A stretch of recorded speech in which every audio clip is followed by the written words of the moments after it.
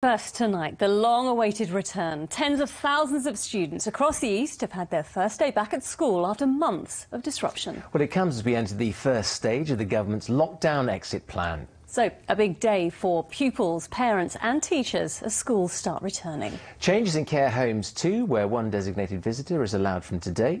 And we can all meet up with one other person outside to sit down, so long as we remain distanced. Well, our first report is from education correspondent Elodie Harper on a return to school like no other.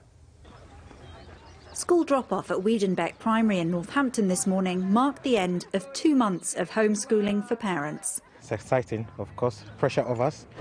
Home learning has been hectic. I'm glad that he's going back and being with his teachers and his friends, and so that's good, but he has been nervous. Happy to get some normality back and not have to homeschool anymore.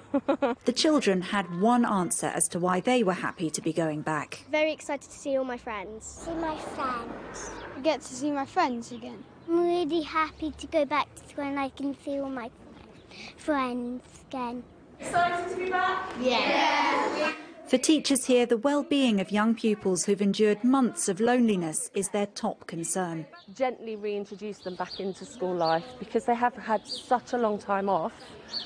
It's just going to be the simple things, you know, the social side of things. How do you make friends? Children probably have forgotten how to actually interact with one another. When the register was taken this morning, pupils were asked to give a word to describe lockdown. Challenging. Exhausting. At secondary schools, life looks very different. Masks are recommended for use in classrooms. Samuel Whitbread Academy in Shefford was also testing for COVID this morning. Put it up your nose until you feel resistance. It follows government guidance that students take 3 tests at school, then 2 a week at home. It's just for your own well-being and everyone else's, to be honest, your parents back at home and just everyone around you. It's really strange, but it's such an important thing, I think, for people to do to ensure that not only am I safe, but I make sure I'm safe for everyone else. For some students, these will be their last ever few weeks of school. And it's nice to just come back and there's a bit less pressure, so we can just really enjoy this last few weeks at school with your mates before we all move all over the country. I was a bit anxious coming back to school, but they've been so supportive, all the teachers and my friends.